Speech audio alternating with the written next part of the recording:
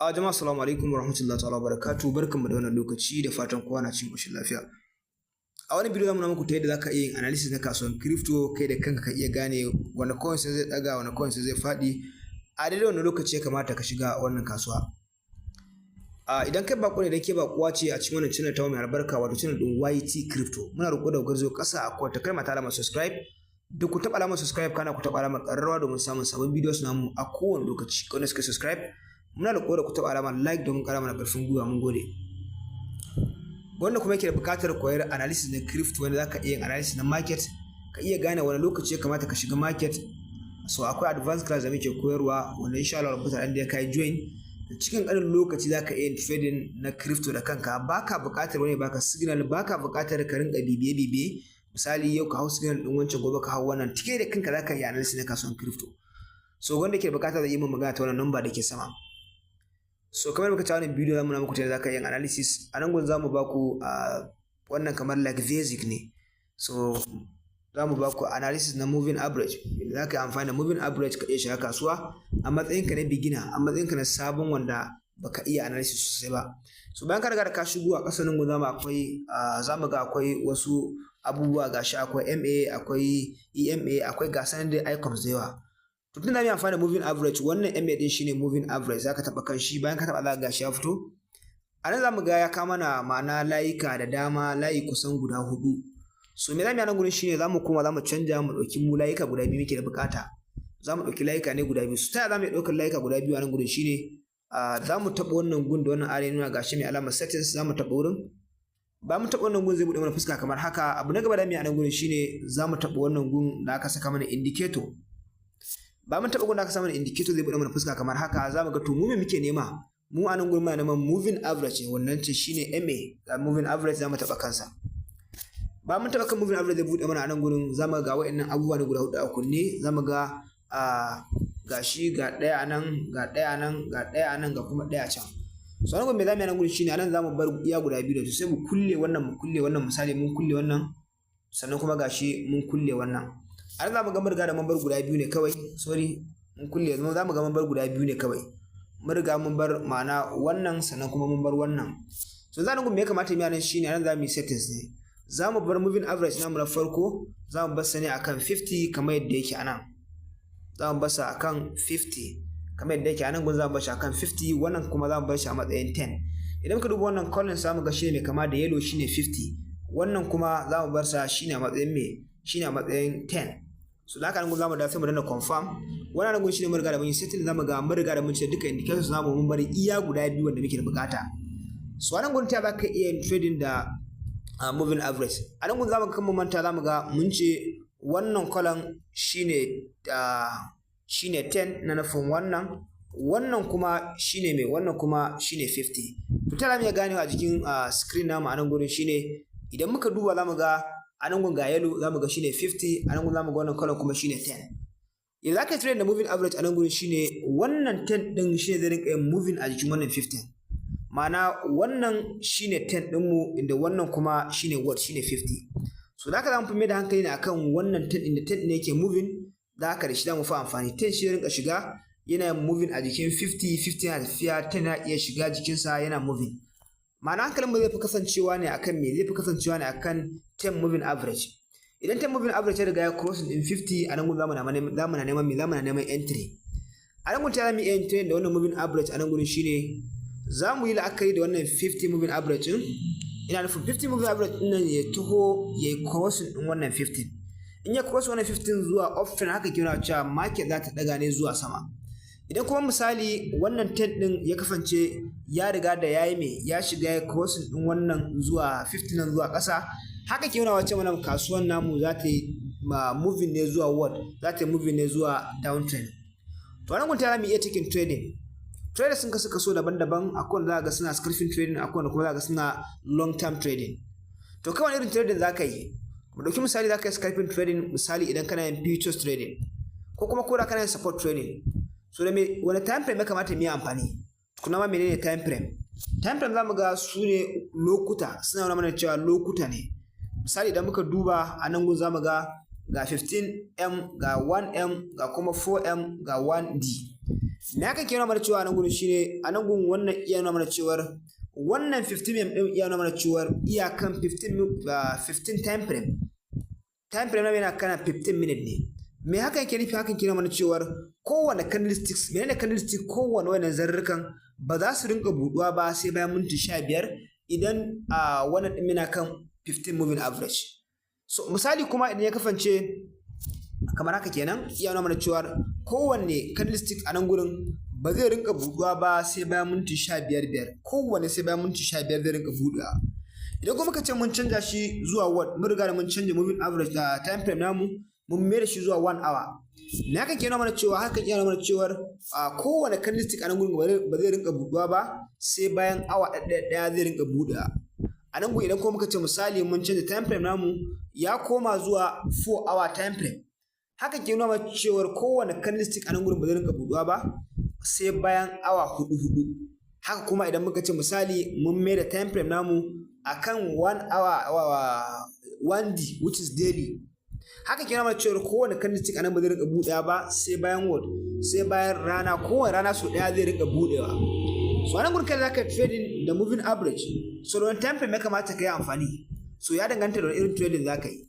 Idan misali za ka yi scalping trading ne, farko ka fara duba mai higher time frame. A kowane lokaci da za ka yi trading, ko da za ka yi scalping trading ne, kar ka ce za ka rinka wato duba lower time frame, ka fi neman inda higher time frame take. Direction da higher time frame yake tafiya kai ma nan za ka fi mai da hankali. Amma fa mu sani kan cewar akwai abin da ake kira suna weak rejection. Wayanne ne weak rejection a nan gurin shine wayannan zarurrukan da muke gani, ga su nan zamu na ganin zarurruka a jiki ko ta sama ko ta ƙasa, wanda su ake kira suna weak rejection. Wannan weeks da kake gani su ma sakonni suke nuna mana a harkan analysis, suna nuna maka cewa kaga wannan week din shi ma akwai sakon da yake nuna maka. Wani sako yake nuna maka? Ku biyo ma cikin wannan bidiyo. So a nan gurin idan zaka yi trading, misali idan zaka yi lissafin zaka yi futures trading ko kuma zaka yi support trading, mu dauki misali zaka yi futures trading a nan gurin. Idan zaka yi futures trading a nan gurin shine wanda shine zamu ga al'umma sun fi mai da hankali akai, saboda futures trading shine wanda zaka iya shiga yanzu ka kwashe yanzu, in kuma loss ne yanzu zaka shiga yanzu zaka fita a cikin kasuwa. Sakamakon idan support trading ne zaka ɗaukan kwanaki ko sama da sati ma kafin a ce mai ka samu riba. Domin idan misali ka duba wanda yake support trading ya sha bamban da wanda yake futures trading. Wanda yake support trading, idan misali aka ce kasuwan Bitcoin ya riga taɓu, which is an samu wani bad news akan Bitcoin, so dole za ka ga mai wannan coins naka yayi crash ma riga da yayi ƙasa kamar da a kasuwa ta kasance yau. Haka kuma idan misali aka ce Bitcoin ya samu wani support, ma'ana wani kamfani ko waɗansu sun siya Bitcoin, so haka zai taimaka ga Bitcoin ya riga ya pumping, za ga gaba ɗaya kasuwan crypto za ga kusan 90% coins ka suna pumping. So a nan gurin kai ta za ka yi ka iya yin trading da moving average. Misali idan za ka yi scalping trading, ka fara duba mai higher time frame take cewa sai kuma ka duba mai lower time frame take cewa. A nan gurin abin da ya kamata ka fara duba nan gurin shine market tana tafiya ne. Idan misali market yanzu gashi a nan gurin za mu ga market ta riga ta pumping ne zuwa sama, amma nan gurin shine ga rejecting din market ta riga ta koma zuwa ƙasa. So hakan ke nuna maka cewar wannan gun key zone ne. Duk analysis da zaka yi, take profit naka idan futures trading zaka yi, kana expecting wannan bullish candlestick din idan ya riga ya tashi zai ci gaba tafiya ne zuwa buy har ya zo a ce ya taɓa nan gurin. Da zarar riga taɓa nan gurin komai kan iya faruwa. It is possible kuma maybe daga lokacin kuma maybe candlestick din market ɗin ta fara dawowa, ko kuma ta ɗan daka ta ɗan koma ta yi retesting, in ta retesting zone sannan kuma ta sake rejecting market ta ƙara dawowa. A nan kuma zaka sake neman take profit naka shine wannan rejection ɗin. Wannan zone ɗin shine riga ya pumping market ta riga ta sama, so zaka mashi take profit naka a nan zone ɗin. In ya riga zone ɗin daga nan zaka sake expecting market naka ƙara komawa. Idan kuma misali an samu sellers masu ƙarfi a kasuwan, sukan iya breaking wannan zone ɗin, market ta koma ta yi retesting ka kuma market ta ci gaba tafiya zuwa downtrend. Idan kuma misali kamar da kace ka market zuwa uptrend, misali ka riga ka bi market zuwa uptrend, market ta daga da kai gashi a nan gurin shine last high ɗinka, wannan shine last low naka. Da market ta riga ta tashi ta fara pumping, sai ka fara tana tafiya, tana zuwa nan gurin lissafin ka shine a ce market ta yi rejecting wannan zone ɗin, sai ga market ta ki rejecting, market ta ci gaba da dagawa ne zuwa sama. In ta daga daga baya ta dawo ta yi testing zone ɗin kafin na ko market ta ci gaba da ta ci gaba da pumping. So da ka nan gurin me zaka yi a nan gurin shine zaka duba ga a nan gurin kana da low, ga wani low wanda shine riga ya rejecting da market ɗin. Idan zaka trading high, wannan kuma shine low ɗin gurin. So a nan gurin ka riga ka fara samun bullish candle, wannan kenan maka cewa kana expecting market ɗinka ta daga. Ina kake tana market ɗinka ta kawo maka zuwa wannan high ɗin, wannan gurin kenan. sorry, wannan high din ga nan ga high din nan ga kuma low din. So a nan gun kaga kenan market tana pumping. Me za ka yi nan gurin shine za ka iya cewa to tunda kaga wannan high din a higher time frame which is 1 hour time frame, so kana expecting kana neman wannan token din ya kan cewa me ya pumping da kai zuwa what, zuwa off trend, tunda already ka fara samu me a nan gurin zamu ga mun samu bullish engulfing. A nan muka samu bullish engulfing, mun samu bullish engulfing ne daga nan zone din. Daga nan gun zamu ga mun samu bullish engulfing. Muna da bearish candle wanda bullish candle kuma ya zo wuce wannan. Menene bullish engulfing? Ka duba cikin jerin bidiyon mu na wannan channel za ka ga mun yi bayani akan bullish engulfing da kuma bearish engulfing dalla daki. So anan gurin idan muka duba mun ce muna da high anan gurin. Anan gurin kuma mun ce muna da low. So kenan anan gurin kana expecting market ɗin kai ta daga zuwa sama. Nan idan ka koma zuwa 4 hour time frame a wannan a 1 hour kenan.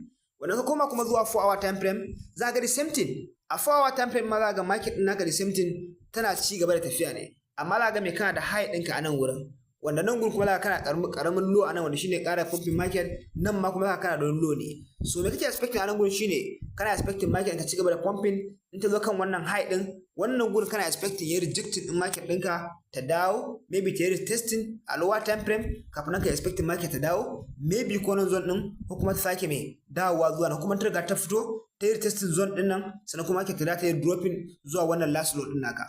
So anan gurin kaga kenan a 4 hour time frame ka duba kaga market naka ta fara baka direction naka na me, ta fara baka direction ne na off trend. Sannan kuma idan muka duba kan cewa 1 hour time frame ita ma tana baka direction naka ne me, tana baka direction naka ne me na off trend saboda kana da high a nan gurin.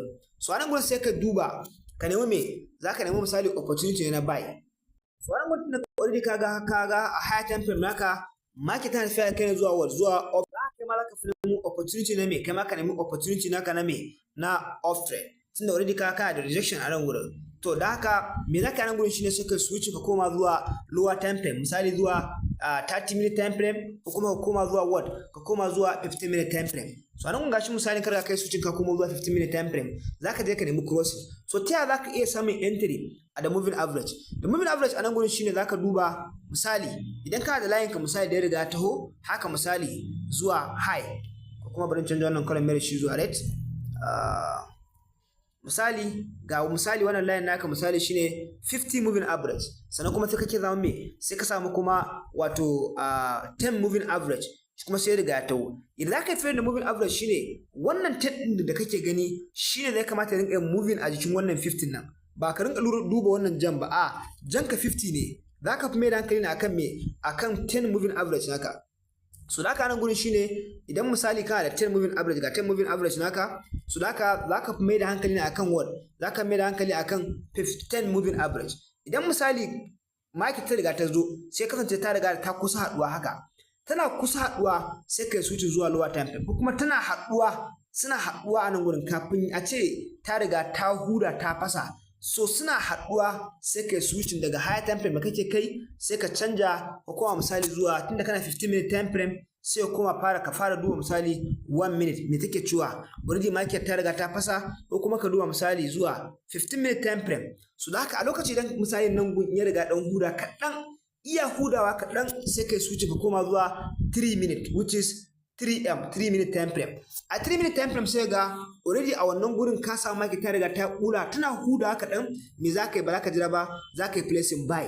Haka ke nuna maka cewar market ɗinka ta daga da kai zuwa what, zuwa buy. Duk da me ka samu confirmation naka a 4 hour time frame kan cewa market naka tana tafiya ne zuwa what, zuwa buy. Ka ƙara dubawa a 1 hour time frame naka ka sake duba market tana tafiya zuwa buy. Da ka dawo 15 minute time frame misali ko 5 minute time frame sai ka samu crossing, baka shiga ba sai ka jira market ta riga ta huda. Kar misali dan kawai kaga market ta riga ta to sun hada haka ka ce kawai zaka shiga buy, no, it is possible mai kwanta huda za ta iya reject kuma ta sake dawowa, kaga mai ta koma ma zuwa downtrend. At least ka jira market ya zama ta riga da ta huda dan koda dan kadan ne, tana hudawa kadan, what next sai kuma sai kai switch zuwa lower time frame, inda a lower time frame tana huda ma kadan, da zaran kaga market ta riga ta huda kadan misali ka kuma kawai sai kai what, sai kai placing buy. Idan kai placing buy hakan ke baka hope din cewar market ɗinka ta daga zuwa buy misali, saboda mai ka riga da ka analysis naka, ka riga ka duba overall market ɗinka misali 4 hour, kaga misali kana da what, ka da high, tazara high ɗinka kuma ya dan nisa, sannan ka kai switching ka koma zuwa 1 hour, a 1 hour ma sai ga same thing nan ma kana da high wanda high din shi ma ya dan tazara zaka iya shiga in future trade ne ka saka take profit ɗinka a nan gurin, amma kar ka sa take profit naka a very close dab da gurin, ka dan yi kasa da shi kaɗan ka sa tipin ka, inda asset ɗinka kuma zaka da ka saka asset ɗinka a ƙasan wannan gurin. Nan muka duba a 4 hour ne, ina maka magana misali dan ka koma zuwa wani lower time frame da ka samu opportunity ka samu entry kafin nan ka shiga market. Zaka tsarin trading idan dai har zaka yi amfani da moving average ka kuma tsaya ka fahimci abin, insha Allah rubuta zaka iya taking trading kuma zaka iya samun profit. Zai fi a ce kawai da zaran ka shiga wato Twitter ko kuma da zaran ka shiga Telegram ka kawai an ce maka signal buy kai tsaye kawai ka je ka danna buy. So wannan zai fi maka muhimmanci akan misali kawai a ce maka je ka danna buy kai kuma ka je ka place buy, ko kuma a ce maka sell ka je ka place sell, wanda za ga mutane da dama suna bayanin cewa sun kona kuɗaɗensu da dama a Telegram domin suna bin signal ne na wasu Telegram din. A Telegram akwai signal masu kyau, amma kuma fa akwai da daman su kuma ba masu kyau bane, domin ba kowane abu ne bane ake samun su a free. Dole wasu abubuwan dama sai ka biya da zaka iya samu, wasu abin zaka iya samun su a free amma kake tunanin kuma kullum zaka rinka samun wannan abin a free. Ko da a Telegram din ne zaka iya samun signal din free, amma ba kullum ne zaka yi tunanin zaka rinka samun signal naka free a a Telegram ba. Dole sai ka samu a irin VIP group wanda ka riga ka biyan da kai shi ke nuna cewa kana san muhimmancin abin, haka yasa ka biya. So haka shine me za a koyar da kai wannan abin yadda ya dace tun daga matakin farko. So idan muka duba nan gurin misali mun yi switching zuwa mun yi switching zuwa 5 minute time frame, which is mun koma zuwa lower time frame, gashi mun koma zuwa 5 minute time frame. Idan muka duba misali a nan 4 hour time frame mun ga market tana tafiya da mu ne zuwa off trend. So na ce dama kar kai trading against market idan ba dai ka riga ka ga market din na kan ciwar ta riga ta zo kan wannan high din ba. So an ne kuma zaka yi shakkun bin market zuwa high zuwa buy, domin it is possible nan gurin yi rejecting din wannan market din, it is possible kuma yi breaking. To duk abin da ake da waswasi to wannan shiga gun ba naka bane. Misali tunda ka san da cewar market naka wannan shine high, tana taɓa nan gun it is possible ta dawo, to tana taɓa gun kawai ya zama to ka fita a kasuwar. Karka ce ka jira koda ta fasa kaɗan, it is possible ta yi rejecting ɗin me, ta yi rejecting wannan zone ɗin. A nan gurin mun duba mun ga a 4 hour time frame market namu za mu ga me tana tafiya da mu zuwa off frame, wanda muke tunanin me market za ta zo mana kan wannan high ɗin namu. Then idan muka switch the same thing muka koma kan 1 hour time frame za mu ga the same thing, market ɗin tana sake tafiya da mu zuwa tana sake tafiya da mu zuwa off trend. Za mu kamar nan faɗa mun samu bullish engulfing a wannan wuraren. So da haka idan ka koma misali 5 minute kamar nan komo za mu ga market a nan gurin tana ana dab da samun me, dab da samun crossing. Kar mu manta cewar wannan line nan shine 10 moving average. Mu duba kan line, so ga sanan a nan gurin. Then wannan yellow line kuma shine 50 moving average. Idan muka duba nan gurin ga shi mu ga an sa 50 moving average. So da haka zamu mai da hankali ne akan zamu mai da hankali ne akan buy, kuma wanda gashi zamu ga anan gurin muna dab da samun crossing. To ba zai yi kai tsaye kawai mu ta mu shiga buy ba, tunda wani zai ce to tunda gashi ta kusa tahowa garanti kuma ta haɗu, to bari ka taje din bari kowane place buy. No, it is possible kamar yadda na faɗa, maimakon ka ga market din ta riga ta daga ta fasa wannan sai ga ta kusa kuma ta rejected, ta yi kwana ta dawo, sai ga wani din kuma ya sake tashi. Kaga kenan kai da ma ka mai da kai ne akan wannan 10 moving average, ko kuma me an ce ka mai da kai ne akan wannan 10 moving average, so market kuma ta riga me ta yi rejected din wannan zone din. Kaga kenan ka riga ka shiga loss. So almuhim shine ka jira ka bari market ne zaman to ta riga da ta huda wannan 50 moving average. In ta riga ta huda shi kafin nan ko da tana huda shi dan kaɗan ne, tunda kana 5 minute time frame misali sai ka canja sai kuma koma zuwa ka koma zuwa 1 minute time frame, sai ga 1 minute time frame kuma da kaga ta riga ta huda da kai ta fara tafiya zuwa buy. What next shine zaka yi placing order ka zuwa buy.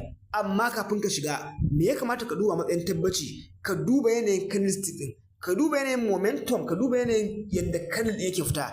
Iya fita manyan candle kuma ya ba irin tiny candle, irin ƙananan candle yake bara, ko kuma iya baka irin manyan candle. In kana baka irin manyan candlestick kamar wannan, haka ke nuna maka cewa bias din suna da ƙarfi a cikin kasuwar. Me za ka yi a nan gun za ka samu dama da za ka yi placing buy. Amma idan ka shiga buy din a wani gu ya kamata ka nemi take profit naka, a wani gu ya kamata ka fita a kasuwa. Don wani lokacin ba wai ka sai da ka shiga buy bane, to wajen lokacin gurin fitin ne mutum bai san ana zai fita ba. Wannan last high din nan zaka nema, tana zuwa area gun ka saka take profit din ga kasan sa kadan, tana taba nan gurin ya zama ta fitar da kai. To ta yaya za ka iya saka take profit ɗinka idan kana support trading? Yanzu aka saka take profit naka shine akwai limit order. A wajen limit order za ka goge wannan balance da yake kan limit order, sai ga wannan gun naka da kace za ka saka shi matsayin take profit me number da yake gurin, misali 0.052 sai ka saka 0.052 sai ka danna 100% sai ka danna sell, which is ke nuna ma cewa ko kana nan ko baka nan da zarar ka zo kan wannan high din, kusa da high din nan za a fitar da kai a kasuwa. Ko da market din ta riga da ta yi rejected din wannan zone din, ta daɗa komowa wanda kai da already ka riga ka fita ne da profit naka. So in ka bi wannan tsarin kai da kanka da moving average zaka iya yin taking trading. Kamar kuma nan faɗa misali wannan na ba mu signal ne ko tsari ne zaka bi ka iya shiga trading a matsayin ka na basic wanda ya kasance misali sabo ne kai a harkar da ake analysis. Kamar da kuma na faɗa idan misali kana da buƙatar shiga advanced class namu, yadda zamu koyar da kai ba irin su moving average ba, zamu koyar da kai ne chart pattern din wanda zaran ka kalli chart din zaka yi gane abu kaza ne. Maimakon ka ka ɗauko indicator kana sakawa, no, zaka ka ɗauko misali zaka duba chart ne ka tsuke shi kawai, ka duba time frame din nan, ka duba time frame din jan, ka duba nan, anan zai baka direction din me kasuwa za ta yi. Daga nan zaka iya samun opportunity, zaka iya shiga zuwa buy ko kuma ka iya shiga zuwa sell. Mu sani kan cewa ilimi yana da matuƙar amfani a kasuwancin cryptocurrency da kuma kasuwancin forex. Domin muddin baka da ilimi zaka rinka ta ƙona kuɗinka ne. Wani zai yin kyashin no zai biya kuɗi dubu kaza a koyar da shi, no. Wani zai ga da ya biya wannan gware bare kawai rinka shiga tun daga free ana koyar da shi. A free din ba zai saka goge ba, a free group da za a koyar da kai ba zai saka zama professional trader ba, sai dai kai ta ƙona kuɗaɗenka ne. Amma idan ka biya za a koyar da kai, shi za a fara kai tun daga matakin farko, a duba ga tukunna me ya gogewa kan me ka fara sani, baka sani ba sai a fara kai daga matakin farko, ka sani to wani gu ya kamata a daura da kai. So yin hakan shi yasa ya kasance ka guji asara, ka shiga zuwa riba. So ya fi program da muke koyar da technical analysis kamar na faɗa, ba wai irin moving average zamu koyar da kai, domin a cikin jerin abubuwan da zamu koyar da kai ba zamu koyar da kai musu moving average ba. Da haka strategy muka ware guda 4 wanda muka suna da ƙarfi, maimakon mu koyar da kai strategy da yawa. So da haka muka ware strategy guda 4 wanda in dai ka mai da hankali a kansu, in the next 2 weeks, sati biyu Allah da yawa zaka iya fara analysis da demo account. Ba za mu baka real account ba, me saka shine koya za ka yi. Dole na kyau ka fara amfani da practicing account da za ka rinka practicing da shi, ka rinka gane kuskuren ka rinka gane da kai winning trade me kai winning trade ɗinka me kai losing. In ka sa fara real account, abin da ka losing ba za ka bi wannan way ɗin ba, hanyar da ka bi ka samu riba da shi za ka yi. So kamar na faɗa kuɗin da ya fi gurna mu kuma ba shi da tsada. Kai ko baka da kuɗi akwai tsarin da muka ware, in dai ka bi za mu iya saka a cikin group ɗin. Wani tsari ne shine idan ka gayyaci mutum 2 suka registration, za mu saka a cikin group namu na BIP. Za mu ga wasu group suna koyarwa $100, $200, $500 wanda ya kai kuɗi Najeriya 50,000 maybe, wani 80,000, 100,000 wani abu za ka gana koyarwa. Namu duk ba su kai wannan ba. Namu abin da za ka biya ba shi da yawa. Ine kaɗan za ka biya mu kuma za mu koyar da kai. Almuhim ɗin shi ne da ka ta bibiye to kai ma ka tsaya ka koya, to wani abin shi zai matuƙar taimaka maka. So idan muka lura maga anan gurin market ɗin gashi anan gurin ta riga ta yi crossing, tana crossing me faru, an samu bullish market ta riga ta sake pumpawa. So haka wannan misali wai ne zaka baka take trading ɗinka cikin sauƙi hankali kwance, baka buƙatar ka je ka ta bibiyar ɗan Telegram ka duba na market ɗin take pumping. Me yasa ka saboda me an samu crossing a wannan 5 minute time frame ɗin. So mu duba na market ta riga take pumping. So at least shine kai kokari ka samu ilimin abun wanda wannan shi zai taimaka ma.